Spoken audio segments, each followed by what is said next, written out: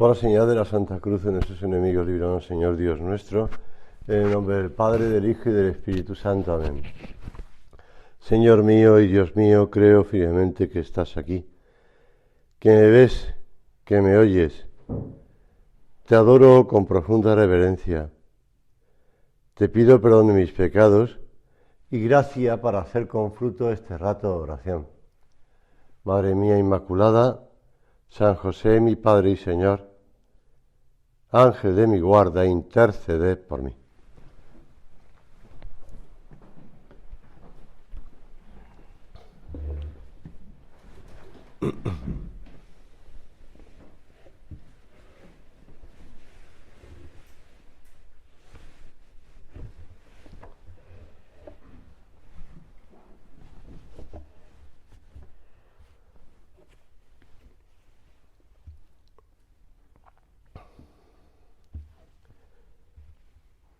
Quédate con nosotros porque ya está anocheciendo.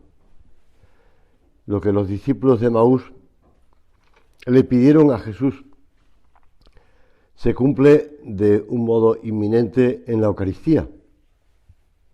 A lo largo del Antiguo Testamento había revelado Dios la intención de habitar perennemente entre los hombres. La llamada tienda de la reunión fue como el primer templo de Dios en el desierto. Hubo unos años en el que esto se tenía como muy presente. De hecho, la idea de un baldaquino también expresa esta tienda de la reunión que acoge junto al altar, alrededor del altar, a todos los convocados, convocación, a todos los llamados. Y lo mismo después, ya más contemporáneamente, se puso de moda el construir iglesias al modo de una tienda.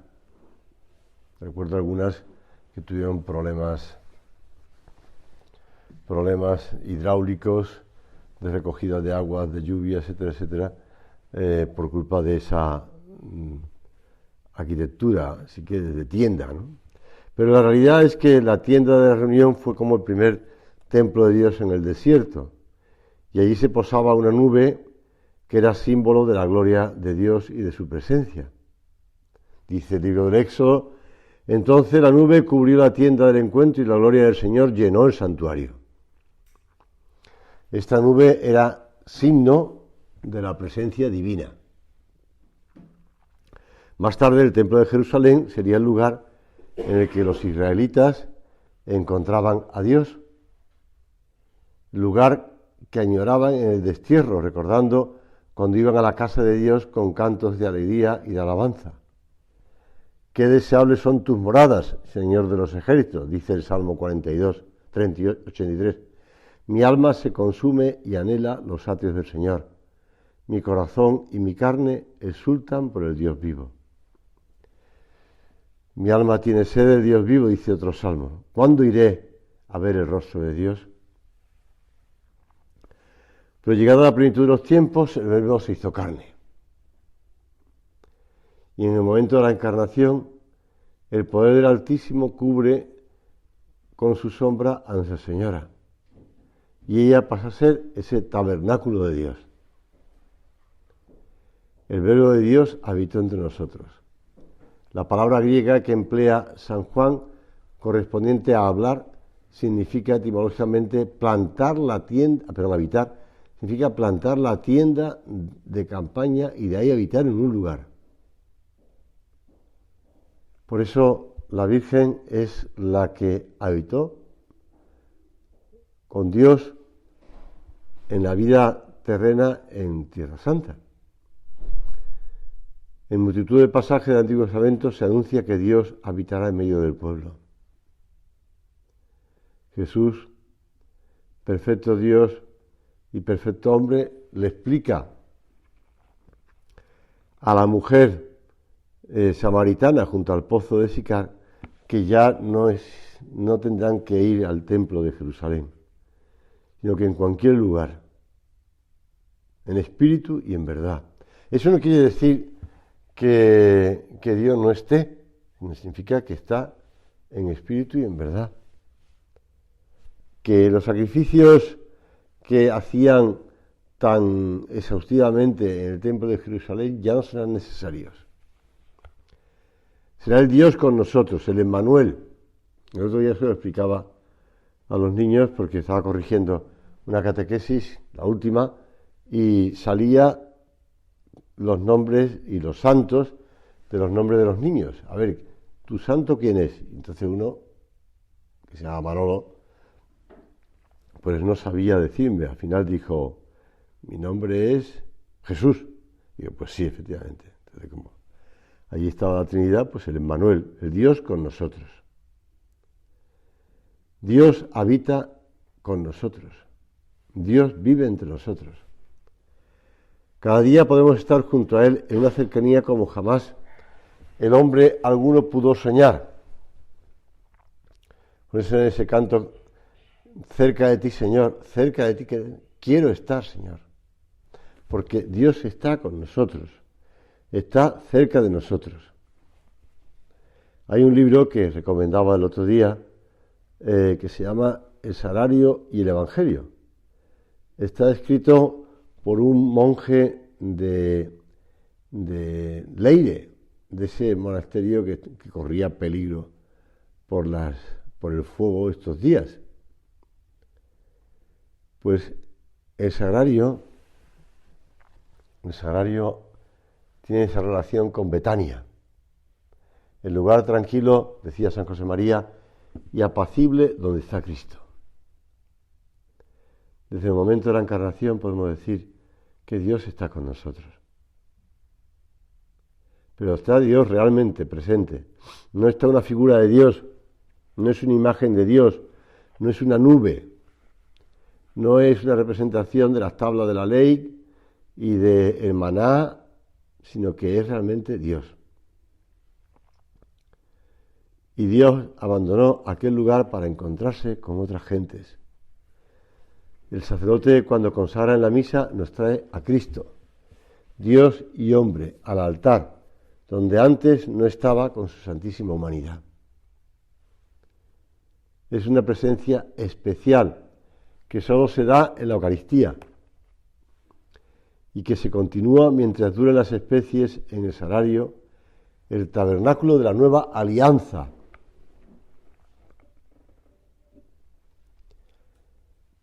Porque Dios ha establecido una alianza con los hombres, ¿eh? Bueno, hay 3 alianzas, de hecho, pero en el Antiguo Testamento, pero después ya la nueva alianza, la de Cristo. Y lo dice además el Señor en la última cena. Y esta presencia afecta de modo directo al cuerpo de Cristo e indirectamente a las 3 personas divinas de la Trinidad Beatísima. Al Verbo por la unión con la humanidad de Cristo, al Padre y al Espíritu Santo por la mutua inmanencia de las personas divinas, dirá el Concilio de Trento. Alguna vez os he hablado también de este obispo que trató San José María, el obispo del Sagrario abandonado, don Manuel González García, a quien también se le ha llamado centinela perenne del Sagrario. Fue fundador de la Pía Unión de las Marías de los Sagrarios y Calvarios y discípulo de San Juan. Y después, pues este dejó escrito su epitafio. Yo no sé si alguno de vosotros ha pensado dejar escrito un epitafio para cuando le enterremos o le entierren. Porque a lo mejor yo muero antes, pero yo no, pero este sí. Pido ser enterrado junto a un sagrario, para que mis huesos, después de muerto, como mi lengua y mi pluma en vida, estén siempre diciendo a los que pasen, ahí está Jesús, ahí está. No lo dejéis abandonado.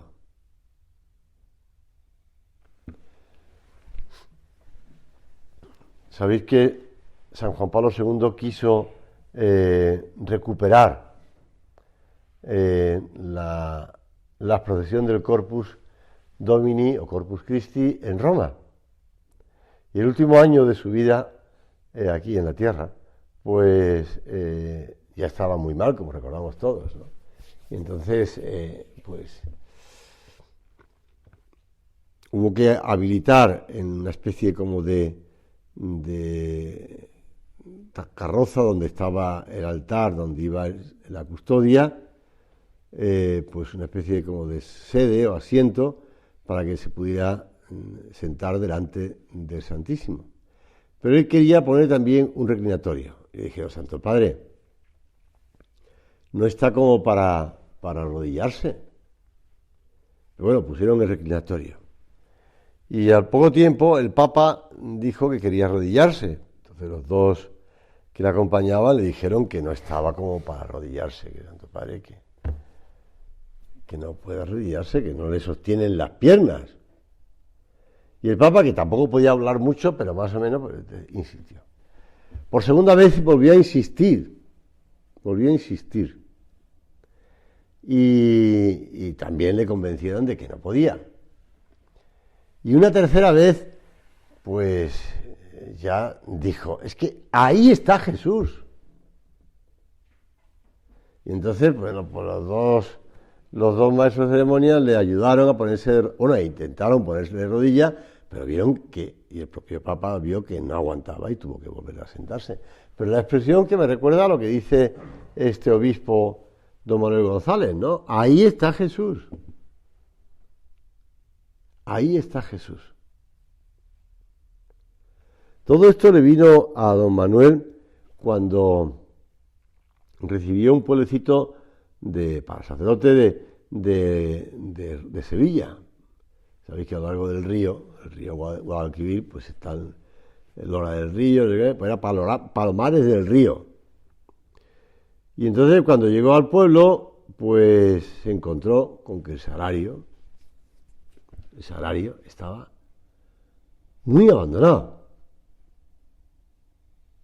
Pues llevaba mucho tiempo sin renovar la forma, estaba sucio por dentro. Bueno, yo recuerdo ahora mismo, me acaba de venir a la cabeza, un sacerdote que me contaba que cuando llegó a una iglesia también le pasó algo parecido, porque se encontró con que la humedad que bajaba por el muro pegado al salario, pues se ve que era muy grande, y entonces entraba pues por la madera, por el retablo, que fuera por dentro del salario, y el anterior presbítero de esa iglesia lo que había puesto era dentro del salario un montón de periódicos para que se empaparan de humedad. Y claro, cuando abrió el salario lo que se encontró fue un montón de periódicos empapados. No, es una cosa muy triste, ¿verdad? Y muy, Señor, pues que nos tiene que llevar del dolor y de arrepentimiento, porque a lo mejor nosotros tampoco te hemos tratado tan bien algunas veces. Hemos pasado de ti o no te hemos tratado bien. Pues aquel obispo, entonces era solamente sacerdote, pues allí de rodillas ante aquel montón de harapos y suciedades, mi fe veía a través de aquella puertecilla apolillada a un Jesús tan callado, tan paciente, tan desairado, tan bueno que me miraba. Escribió después Manuel González. De mí sé deciros que aquella tarde, en aquel rato del salario, yo entreví para mi sacerdocio una ocupación en la que antes no había soñado. La impresión de que aquel tristísimo salario de tal modo hizo mella en mi alma que no solamente no se ha borrado ni se borrará en la vida, sino que vino a ser para mí como un punto de partida. Qué claro me hiciste ver todo el mal que de ahí salía y todo el bien que por él dejaba de recibirse. Así lo explicaba este hombre. De ahí le vino todo ese impulso después cuando fue arcipreste de Huelva y cuando fue obispo de Málaga y después cuando fue obispo aquí en Palencia. Pues que pensemos, ¿no? Que pensemos. Nosotros hemos querido pues celebrar la fiesta del Corpus Christi y hemos querido celebrar pues esta octava del Corpus Christi siguiendo esa costumbre que nos recomendaba San José María de cantar o rezar el Adoro te devote. Pues que realmente sea para nosotros ese himno atribuido a Santo Tomás, pues un momento para decirle cosas como le decía este hombre don Manuel González, ¿no? Un punto de partida para tratar mejor al Señor, un punto de partida. Cristo en el sagrario, con su cuerpo, con su sangre, con su alma y con su divinidad. Jesús está aquí, Dios está aquí, cerca de mí. Y creo, Señor, firmemente que estás ahí, que me ves, que me oyes. El magisterio de la Iglesia, saliendo al paso de diversos errores que se han ido repitiendo a lo largo de los siglos, no vayas tú a creer que es una cosa del pasado, de la época, pues no sé, de la época de San Agustín o la época de San Cipriano de Cartago, no, o del Concilio de Trento, o de, eso, bueno, de Lutero, se ha ido repitiendo y se seguirá repitiendo. Claro que se seguirá repitiendo, no olvides nunca que el demonio le molesta muchísimo que Dios esté con nosotros, que Dios esté tan cerca de nosotros, que Dios se deje tratar por nosotros de ese modo tan íntimo. Y sabe, esto lo cuenta, o parece ser que lo contaba, porque una cosa es que lo que dijo ella y otra cosa es lo que escribió aquel periodista brentano, ¿no? Pero bueno, vamos a pensar que fue así. Beata Catalina Emmerich, ella hablaba de que una de las tentaciones más fuertes que tenía el Señor en el huerto de los olivos era le mostraba el demonio las irreverencias, los sacrilegios de la Eucaristía, como diciendo, y por esta gente que van a hacer esto, tú te vas a sacrificar. Así el cuerpo y la sangre adorables de Cristo Jesús, decía el Papa Pablo VI, están sustancialmente presentes y en la realidad misma. Independientemente de nuestro espíritu, el pan y el vino han dejado de existir después de la consagración. Después de la consagración, Jesús está presente. Desde el sagrario Jesús nos invita a que allí confluyan nuestros afectos, nuestras peticiones. En la visita al Santísimo y en los actos de culto a la Sagrada Eucaristía agradecemos ese don, del que a veces no somos del todo conscientes. Por ejemplo, en la exposición y adoración al Santísimo expuesto en la custodia o en el copón. Allí vamos a buscar fuerzas, a decirle a Jesús lo mucho que le echamos de menos, lo mucho que le necesitamos.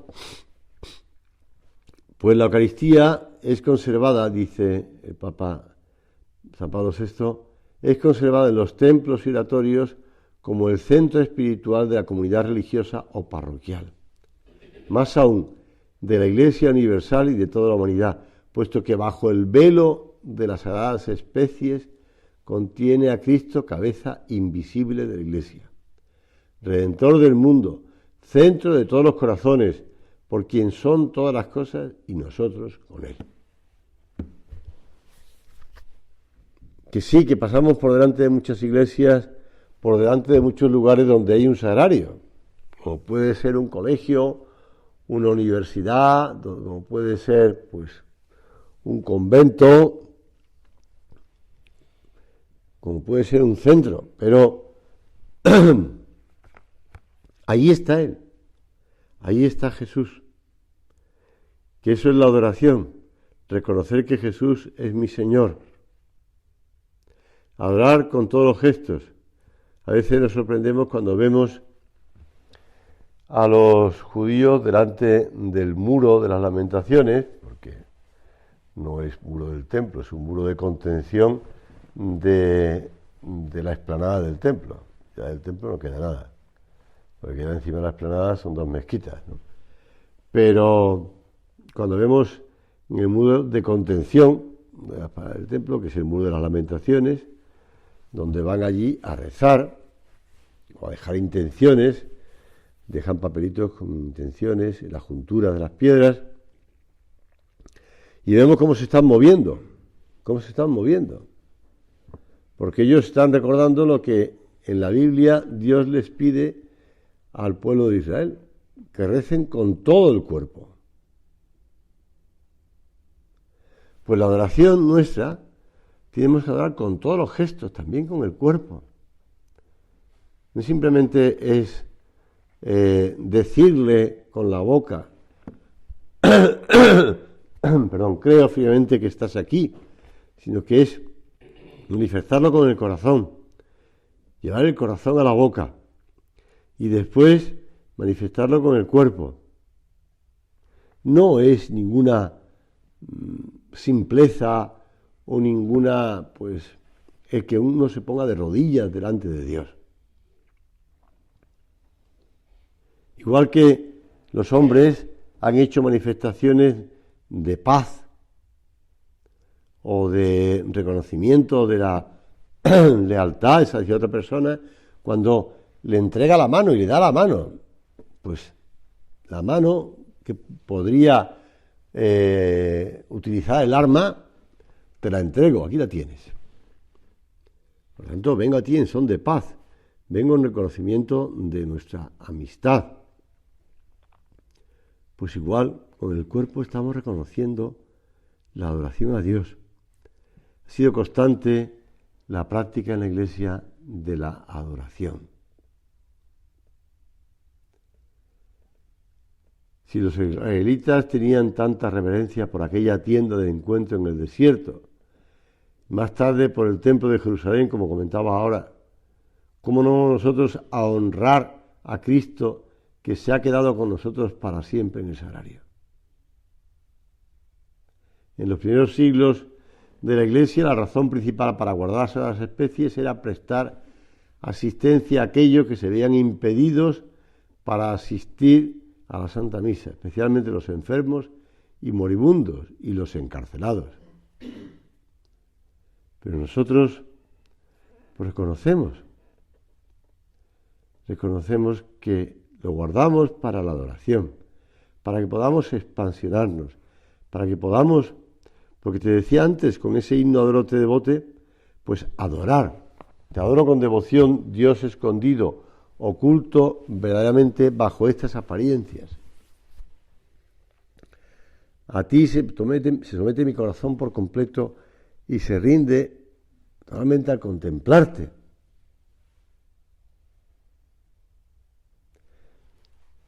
Que el sagrario pues sea esa fuerza. San José María también ponía ese ejemplo. Decía que el material radioactivo, aunque fuese poco, pero se conservaba con esas planchas de acero, de hormigón, para protegerlo y para que se utilizara no para la destrucción, sino al contrario, para utilizarse para poder curar, para poder dar luz, para poder llegar a tantos sitios y procurar energía positiva, vamos a decirlo así. Pues nosotros tenemos esa fuente de energía que es el sagrario. Somos conscientes de que, claro, eso que le pasaba a las personas, y se ve pues en esa serie de Chernobyl y estos sitios, que la vista, el tacto y el gusto fallan, porque uno no se puede acercar a material radioactivo y no notar que es radioactivo, y no tener esa conciencia clara de que es radioactivo, a no ser que lleves unos sensores que produzcan pues esa conciencia de que aquello es radioactivo. Bueno, pues igual nosotros, la vista, el tacto y el gusto, pero basta con el oído, creo firmemente que estás aquí. creo que eres el Hijo de Dios, hecho hombre. Manifestar nuestra fe. Lo decíamos el domingo, que la Eucaristía es una manifestación de fe de Dios en el hombre y del hombre en Dios. Porque puede. Y del sagrario nos invita Jesús a que allí confluyan nuestros afectos, nuestras peticiones. La Eucaristía conservada en los templos y oratorios, decía el Papa San Pablo VI, ¿no? Por eso, en el siglo XIII, Santo Tomás compuso, o al menos parece ser que lo compuso, ese himno eucarístico, igual que la secuencia, el Panis Angelicus, que se dice el día de Corpus Christi, y que de una manera fiel y piadosa contiene la fe de la Iglesia. Nosotros podemos hacerlo en muchas ocasiones para alimentar nuestra piedad y honrar a Jesús sacramentado. Adoro te devote. Te adoro con devoción, Dios escondido. Dios escondido, oculto verdaderamente bajo estas apariencias. A ti se somete mi corazón por completo y se rinde totalmente al contemplarse. Yo acato con humildad y agradecimiento, deslumbrado ante el poder de Dios, pasmado por su misericordia, todo lo que nos enseña la fe. Dios mismo se entrega, inerme. Por eso te recordaba lo de las visiones que tenía esta mujer, la beata Ana Catarina Emmerich, inerme en nuestras manos. Qué gran lección para mi soberbia, Señor. Y con la confianza que se acrecienta al tenerte ahí tan cerca, le pedimos al Señor su gracia para someter nuestro yo a su voluntad. Junto al sagrario aprendemos a amar. Allí encontramos las fuerzas necesarias para ser fieles. El consuelo en momentos de dolor.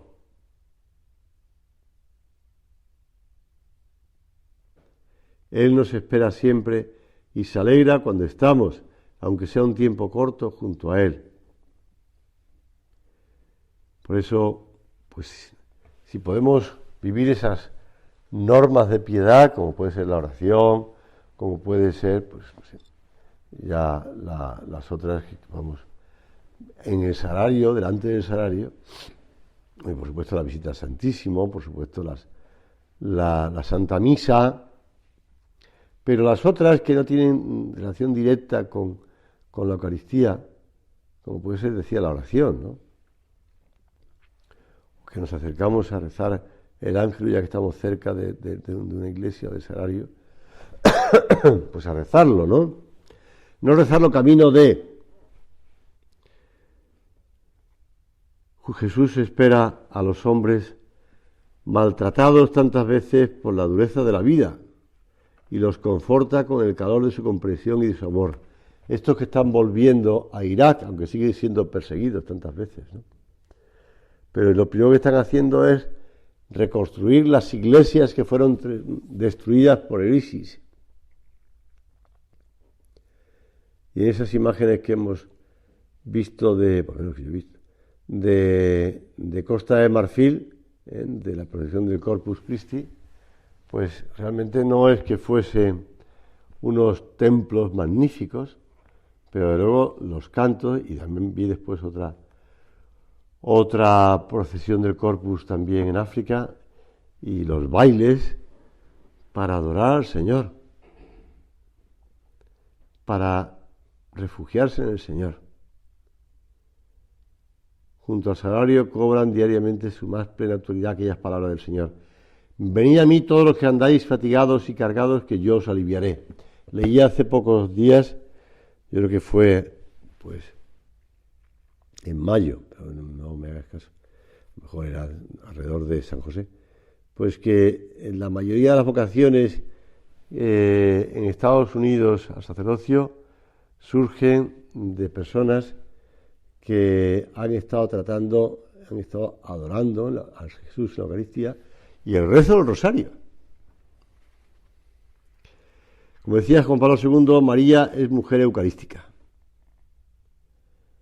Caminar por los caminos del mundo llevando dentro de nosotros, como ella, el primer tabernáculo, el primer sagrario, llevar dentro de nosotros el cuerpo de Cristo, como María lo llevó a su prima Isabel en la visitación, para acudir en socorro, en ayuda, en apoyo de su prima. Pues le debemos a la Virgen, Madre mía, que sepamos también nosotros llevar con nosotros en su interior a tu Hijo muy amado.